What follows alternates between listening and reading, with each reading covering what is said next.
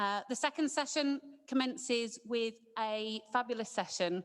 I talked in my speech about the Red Meat Development Programme, Welsh Government funded, where we are seeking to strive forward in finding what the consumer wants and delivering it along with that sustainability message. So this session is aiming for the win-win, profitable, sustainable farming and the Red Meat Development Programme. And with that, I'm going to hand over to John Richards, our own Industry Development and Relations Manager, who is going to introduce a team of farmers who are working with us in the Red Meat Development Programme and going to tell us some of the fantastic results that we're already seeing from it. So John, thank you, over to you.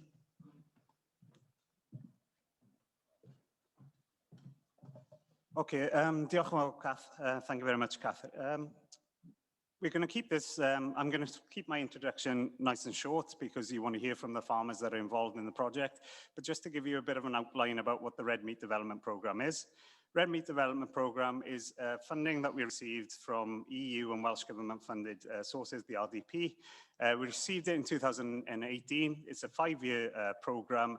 And what we did was we identified what we would call strategically important areas of work that we want to see and need to see improvement as far as red meat production in Wales. And those are associated with flock and herd health, a project called Stock Plus. It's about sheep genetics, a project called Hill Ram Scheme. And thirdly, Welsh lamb meat quality, which is about the eating quality of Welsh lamb and ensuring that consistency of product when we produce it for the consumer. So without further ado, what I want to do now is introduce two farmers that are part of the project. We're very lucky as far as the Red Meat Development Programme to work with very enthusiastic and forward-thinking farmers. And Ernie Richards and Carys Jones are certainly one of two of those. So what we've got is Ernie Richards supplied lambs as part of the Welsh Lamb Meat Quality Project, and we'll be hearing from Ernie first. And then secondly, we're going to hear from Carys Jones, who farms in Gwynfe, just outside Cynhadledd, who's part of the Hill Ram Scheme. Both are also part of Stock Plus, which is the animal health and welfare project. So in order to give both our speakers the maximum amount of time, please, Ernie, can I ask you to come forward and kind of introduce your presentation? Okay. Thank you.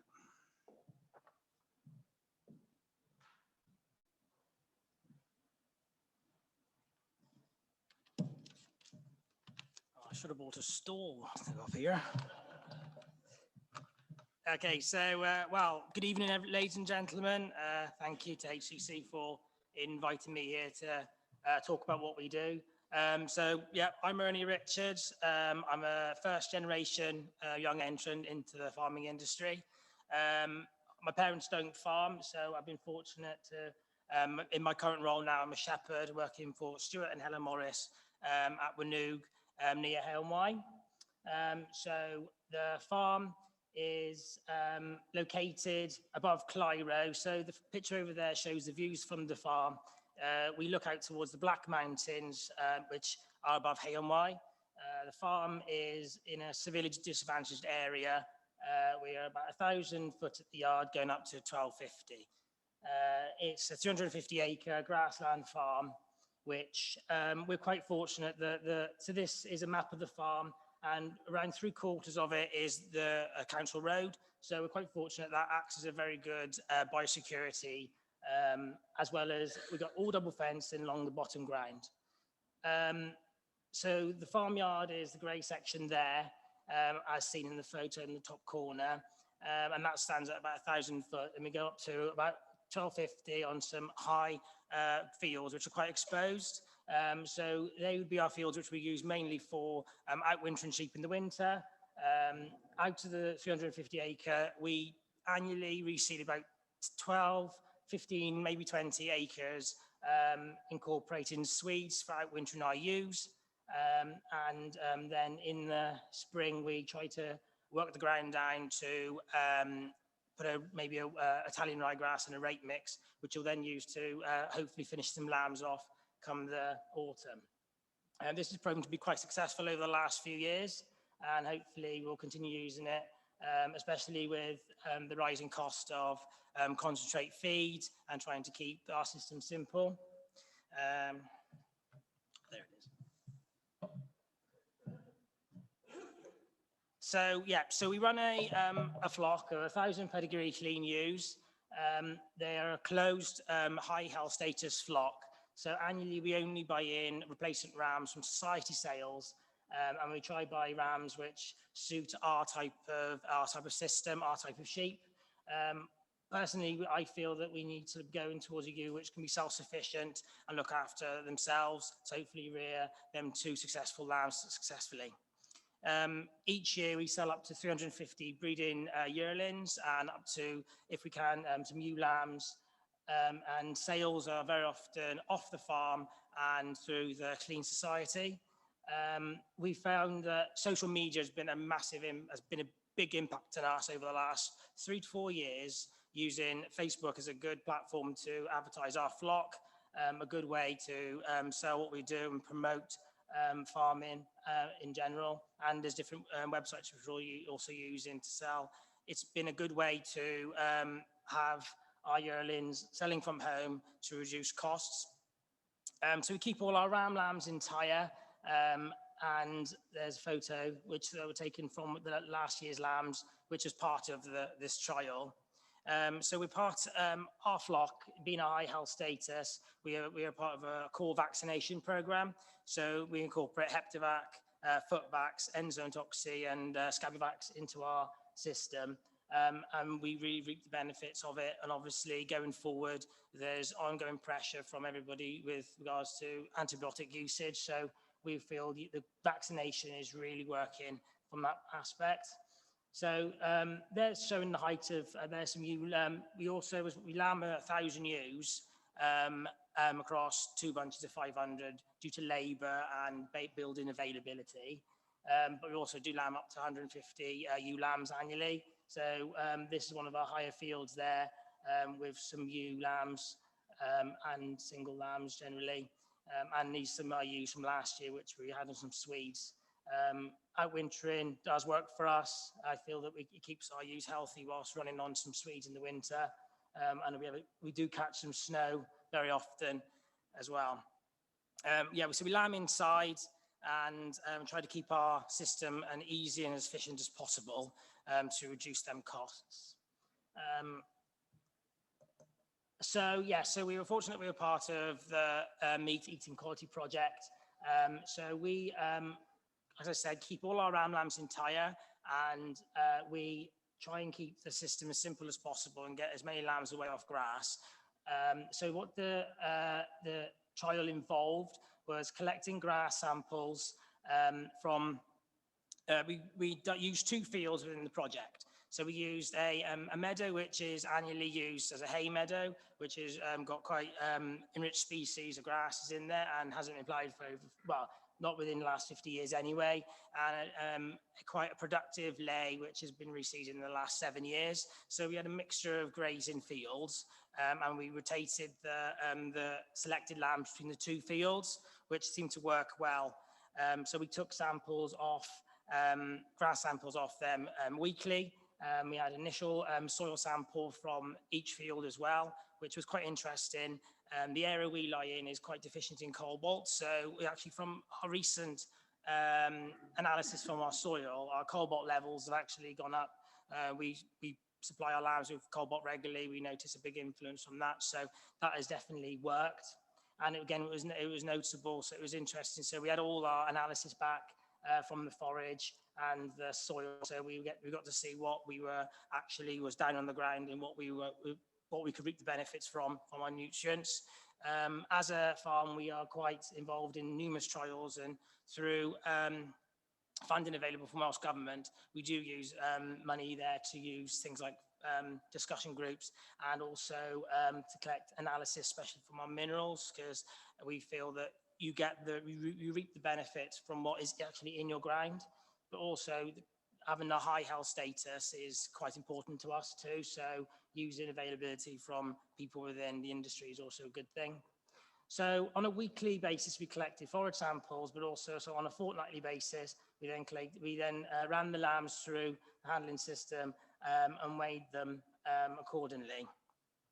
So we collected live weight gains. We had 65 lambs to start with, as sheep do. They gone down to 64 towards the end of the trial, initially weighing them every 14 days. We used EID tags to record them and to track their progress. And the results. So at the start of the week, of the 6-week period, on average, the average lamb weight was 40.3 kilos. We tried to have lambs which were capable of going to a good weight, but also from anything from 36 kilos onwards. But actually average was, they were from 34 to 45 initial weigh-in. At the second weigh-in, they were from 42.7 to at most 42.7, with a range of 34 to 50 kilos. So there was an increase from that week. And then from the third week recording, there was an average weight increase to 45.7 kilos. So we can see from the chart the average weight went up across the period of time. The pre-slaughter weight was recorded 10 days after the third weight was recording. The pre-slaughter lamb average was 47.1 kilos, with a range from 37 to 54.5. Truthfully, because of the nature of the trial, we wouldn't have probably have an average of that much. We would try to probably have cut lambs away a lot quicker. And we were quite surprised the increase in the last fortnight of the trial. And with that, because we only had, say, 65 lambs on 6 or 7 acres and moving them very frequently, we put it down to the moving of the sheep regularly and having a positive impact on them. So going forward, with this increase, and obviously 179 grams per day has been noted, and this year we've took that detail on board, and going forward we are moving lambs a lot regularly, keeping them in smaller bunches to see hopefully a better return. So the kill data received, so the lambs were slaughtered by Farmers Fresh. We presented 49 lambs then, and 9 were selected as part of the trial. Under the project, the average dead weight was 22.6 kilos. The dead weight range was from 18.2 to 25.1 kilos. And the average from the 9 lambs selected was 21.9. And of the 49 lambs we supplied for the project, 49% of the lambs hit the target specification. So we find with the breed, as the clean there, an excellent maternal breed, very prolific, but they are a later maturing breed. So you've got to give them sort of time to come in their own and finish. That's what we tend to find when we're in this time of year, especially when selecting lambs. The average dead weight for the grass-finished lambs supplied from our project was 19.8, and that was from a range from 17 to 25.1 kilos dead weight. The killing out percentage was calculated from the weight provided pre-slaughter, and these weights were taken 7 days before slaughter. For the 9 lambs that were selected, the project killing out percentage was calculated to be 43.8, so it was about right, especially being off grass. And obviously there was target specifications which we needed to hit in regards to the project, and with that the 9 lambs that were graded at R3Ls and 1 with an R2, so we were pleased how they performed. And actually because obviously I was looking at the data quite heavily whilst doing the trial. Between my boss, we were saying I think that we were dotting the ones, thinking which ones we were going to be selected, and a few which I chose definitely were selected, so it was good to see. But no, it was very good to be part of and involved within this project, and hopefully the results will be shown now soon, and hopefully we can all reap the benefits to see how different lambs taste effectively, and how different lambs do off different type of forage, concentrate, and different diets. But I think incorporating, you can do a lot with what you feed them, but I think with us, we find we all go back to the same thing, is because we're a sheep-only enterprise, our main focus in trying to add value is to our health status.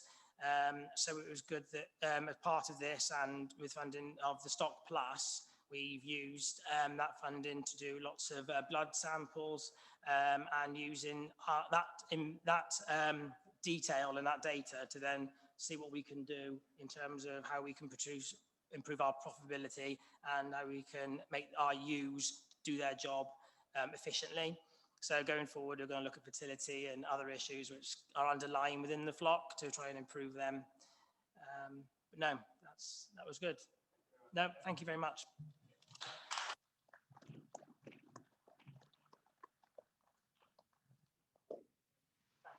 And just to say that Ernie was part of the trial that we conducted last year. We're currently doing those consumer taste panels now. We've just finished the second one. So at the moment, we've had 320 consumers taste lamb that was part of this trial. There's another 160 going to come at the start of December now. So, and then we'll have those results to share with industry next year. So next, I'll pass on to Carys, who's going to talk about her involvement in the Hill Ram scheme. Diolch, Carys. Diolch, John. Good evening, everyone. I'm Carys, and we're our farm is part of the Hill Ram scheme in Carrick Infil, which is just outside Gwynfa. It's a 350-acre upland hill farm situated right on the edge of the Brecon Beacons National Park. We've got common grazing rights on the Black Mountain, and the farm yard is at approximately 600 feet and it rises up to 1100. We've got 550 breeding ewes. They're predominantly Llandudno whiteface. 300 of those ewes are in the nucleus flock. We keep 160 replacements annually, and they're selected based on their EBVs and their type.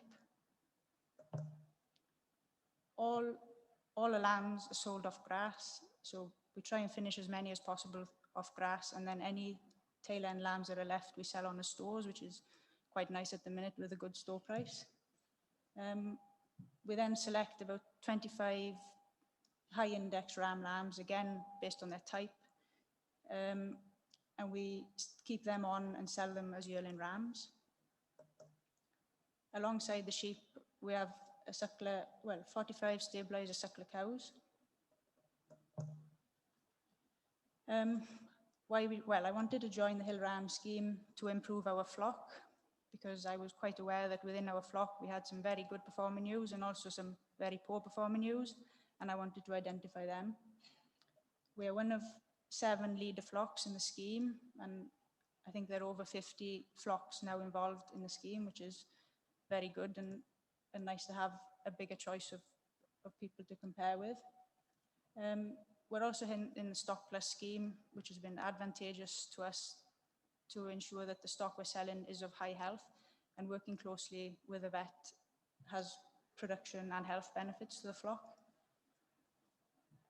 Within the scheme, there's two main methods of recording, which are the DNA recording and the manual recording. We chose to do the manual recording. So with that, we select ewes to breed from based on their EBVs, and also type of ewe is very important when you're trying to sell rams. At tapping time, we try and select rams for the ewes. So I went through all the ewes individually, and if a ewe is very high on muscle and slightly lower on maternal traits, we'll try and put her to a ram with better maternal traits. Then we select our tapping groups. We then spot all the ewes on the shoulders with colours corresponding to the tup. So if all goes wrong with my EID recorder, I've got something to fall back on. All the ewes are single sire mated for 1 cycle. So we put a harness on all the rams, and then after 1 cycle we change the colour so we can quickly identify any problems. And they're mated at a ratio of 1:50 to 1:100.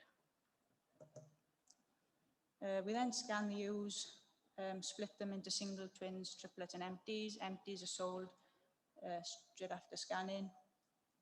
We EID tag all lambs at birth, so the nucleus flock lamb outside and the older ewes lamb indoors. All the lambs are automatically linked to their dam and sire when they're born using the reader you can see in that picture there. And we record all live and dead lambs. Dead lambs are as important to record as the live ones because of the maternal ability of the ewe. The next thing we do is weigh all the lambs at 8 weeks. We try and fit this in with dosing and vaccinating and things like that to reduce the amount of times we handle a sheep, because I don't like handling sheep very often if I can help it. Then we do, after weaning approximately 20 weeks, we do a scan weight. So this is to measure the lamb's performance after weaning, so not based on the ewe. We also do the muscle depth and back fat scanning, which contractor comes out to do that.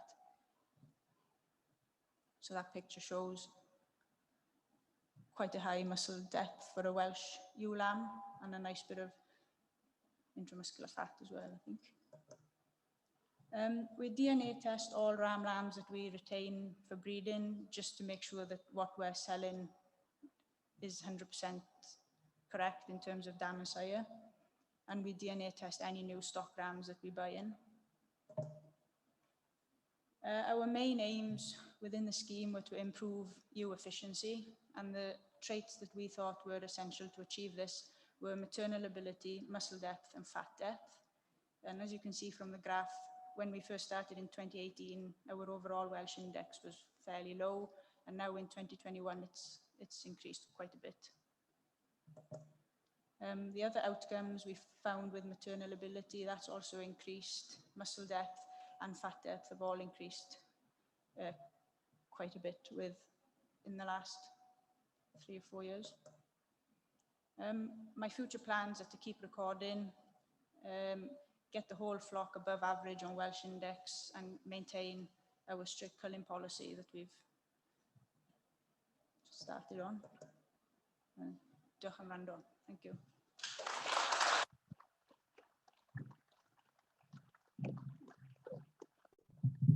Thank you, Carys. Just to highlight that at the moment, we've got 54 flocks that are part of the Hill Ram scheme. And just to give you context, when we started the scheme, we had 7 flocks in Wales that were performance recording hill sheep. So we've significantly increased the amount. So if anybody knows your types, with only 7 flocks, we didn't even have every type covered within it. So at least now we've got that critical mass of animals. And it's thanks to people like Carys that put in the hard work on the hill farms in order to achieve this. So right, we've got a few minutes now. I'm looking at Owen. Yes, good.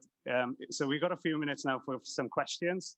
So have we got any questions? We've got one straight away from Richard. So Richard.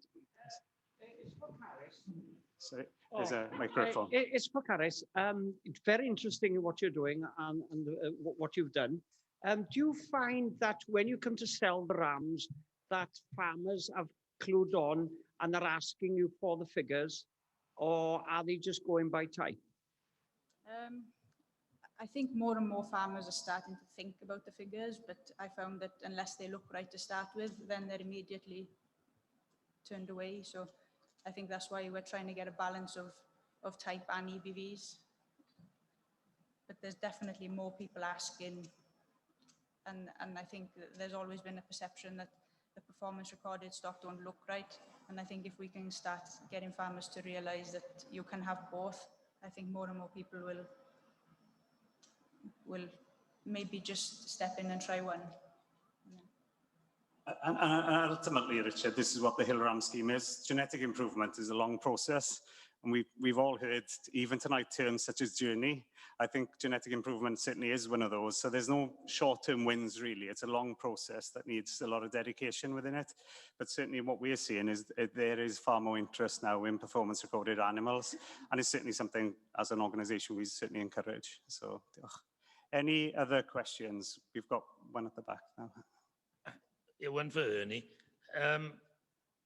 Eating quality with the ram lambs. I'm a producer for Waitrose, and they don't want ram lambs after the 31st of October. So have you come across a difference in the eating quality in November compared to October of the ram lambs? Sorry, I think I'll take that question if that's all right, but just because the results of Ernie's trial hasn't come through yet, really. So it is one of the aspects we're looking at through the Welsh lamb meat quality is the effect of, one, seasonality, second is management of the lambs and whether they're castrated or not. So that's, last year we were looking at diet, but we were also noting the breed effect and also the sex effect. This year, it's more on seasonality and sex effect. And so we've got an equal number of castrated lambs, male lambs and ewe lambs that are being put through the sampling. And those samples will be eaten next year so that we've got those results for you. But certainly it's something we're looking at as part of the trial now, is that. So in total, we would have looked at breed effect, we would have looked at sex effect, seasonality and diet, which are the main contributing factors to eating quality. Can they go back to these supermarkets if they, if they're not happy taking ram lambs? We are delivering the red meat development program for the industry. Their industry results is the way we'd see it. So those results are going to be there for the industry to share, and we'll disseminate those. So certainly it'll be available to all, and we'll share all the information that we have. Any other? We have a question to the side. Hi, Dewi Owen from Aberdyfi, farmer and also run a butcher shop in Aberdyfi. I'd like to ask, what you do about eating quality. We find, living in Aberdyfi, and we know how busy it was this year with people, and we've been busier this year than we've ever been. And it's surprising when people who come in and buy lamb and they come back the following day or a few days, say how good the lamb was. And the eating quality of the lamb was completely different to what they were having, if you like, in Sutton Coldfield or Wolverhampton and so forth. And then they ask, my son-in-law runs a butcher, well, why is the lamb so different? Because to them, a lamb is a lamb. And I'm asking, what are you doing to test the quality, eating quality of these lambs? It'll go a long way if we find out, the quality of some lambs, especially, it'll help a lot to us as farmers who are producing lambs, the type of lamb we need to produce for good eating quality for the consumer. Because at the end of the day, that's what we're doing. We are producing red meat for the consumer. And, it's a way that I believe you as HCC should be informing us as farmers the quality of lamb that we should be producing, or beef, for the housewife who buys that meat. Also, going back to a question, I was going to ask a question earlier as well. It is surprising today the amount of people who come into the shop in the age, if you like, from 18 up to 30, who have never cooked a piece of meat before. And believe it or not, it's more apparent now this year than it's ever been. And it's a worrying factor, if these housewives, young housewives, don't know how to cook a piece of meat, what on earth are we doing producing meat if they don't know how to cook it? So anyway, you said earlier about the message you were putting out last night to the young people. I think we have a long way to go to teach these people how to cook meat if they're to keep on buying our red meat in the future. Okay, yeah, what I'll do is I'll answer as far as this, and then Ernie can give a kind of farmer's perspective about the importance of eating quality. But your question is a very valid one. We need to understand the eating quality of our product. I mean, we are very confident that we have got a high quality product. As part of the eating quality as well, we're doing nutritional analysis of the meat as well. And what that's shown is grass-fed lamb have all the essential amino acids that we need for our human health. Again, a key message for us. But getting that information across, but also it's been highlighted so many times in different presentations, the importance of data information. It's not good enough anymore to just say we have a good quality product. What we want is the information behind it. So what we're confident and what we are seeing is the eating quality project will achieve this. As far as getting messages across, I'll just highlight some of the stories we've had from the consumer taste panels. We are having people of all kind of demographics come in, ages and also kind of backgrounds. And what we are seeing, and it's really nice to see, is people eating lamb and saying, I've enjoyed the taste. I certainly come back. And part of that message we're giving then is about how to cook, and also the kind of different cooking methods, and also the different recipes that can be used. But to give any a chance, sorry, I've cut across your question. Just as far as a farmer's perspective, I mean, where do you see the importance of eating quality? I think as farmers, we're all doing an excellent job day in, day out. And I think there are so many different breeds and crossbreeds in this country that they are going to taste differently, but producing something to the best standard we possibly can is what we need to try to focus on. But what you touched on about when people come into your shop and they've never tasted lamb before. Funny enough, at the weekend, I was in a supermarket, and I don't go shopping that often. And but we were stood there, and because of a lot of social media recently, there's the plant-based burgers and plant-based meatballs, which they're calling. I was looking at this stand thinking, what are we coming to now? But to my right, there was a family and there was 2 children, and they were looking, this was the Saturday, and they were discussing what they were going to have for their Sunday lunch the next day. And the mother turned to her 2 children and said, what do you want? There's beef or lamb? And they were like, oh, wait, I don't like lamb, the little girl said. And I was wanting this, I said to my girlfriend, she wanted to move. And I said, no, I want to listen to this conversation because it's so interesting to see. And what it comes down to is that mother was asking her children, what do you want for tea tonight or tomorrow for Sunday? And she obviously haven't heard of lamb or never tasted it before, so she did choose a beef. So it's good that she chose not, she didn't stand by the plant-based meatballs and said this. But I think it goes back down to educating them children from a very young age. So like you're using the resources and everything. I think that's what we've got to focus on now, is getting the information to the children at the right age group, because I'm involved in an initiative where I do like FaceTime a class of children, and during the lockdown, because it was all learning online, the parents were at home teaching the children, and they were actually involved in this FaceTime the farmer. And the teacher who I'm involved with is really, really good. And what he done was he recorded the session and after showed it back to all the parents. And he said he had more comments from the parents than the children. That's why he's emailing me questions. So even though I was informing the children, it was the parents actually was getting not a lot of knowledge from it. And I think that's what we need to focus on. And I think there is a lot of opportunity in the future for the red meat sector. I think, yes, there is issues in terms of the environment and everything, but I think we need to focus on what we do the best, and that's producing food. Yeah, thank you, Ernie. I think we've got time for one more question. And yeah, we've got one question at the back there. Very interested with Ernie's presentation. My name is Clive Johnson and I'm from Pontypridd. Very interested in your killing out percentages, because if you speak to most farmers, whether they sell on the hook or in the market, oh, they lost so much weight. At what point did you actually weigh your lambs to get the killing out percentage, and how long are they being fasted, etc.? Because obviously you're doing it off grass, so no cereal base. It'd be very interesting to know what criteria you used to get your killing out percentage, because I'm sure a lot of farmers would be very interested and possibly try it themselves. Thank you. So them lambs were off grass. And obviously they were a lot, so the average was higher in terms of the live weight. So we wouldn't necessarily be aiming for that high average overall. So I think that plays an impact. They were weighed, I think it was 4 days prior to being slaughtered for that weight. And then they were then sent by a collection centre to Farmers Fresh so they were sent on one morning, and then they'd been killed probably that afternoon, or if not the next morning. So we don't tend to do anything in particular. We don't hold them in sheds overnight or anything like that. So some of that was down to the actual project design itself. What we wanted to do was minimize stress on the lambs. So we made sure they were weighed 4 days prior to the slaughter. And then that was the reason. And also Ernie mentioned about the high carcass weights. Again, the reason for that was to make the trial fair, we had a set slaughter date, and that was the date in which the lambs were going to be produced by. So that might have had a bit of an effect, but no, it was...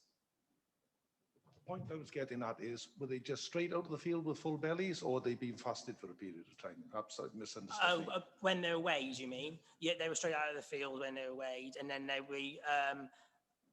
that 4 days before, then they were put back out, and then they were then sent 4 days later via collection centre. I think it was the evening they were killed the following day. Yeah, great. Thank you very much. Sorry, everybody, we've run out of time, so I'm sure there's more questions coming.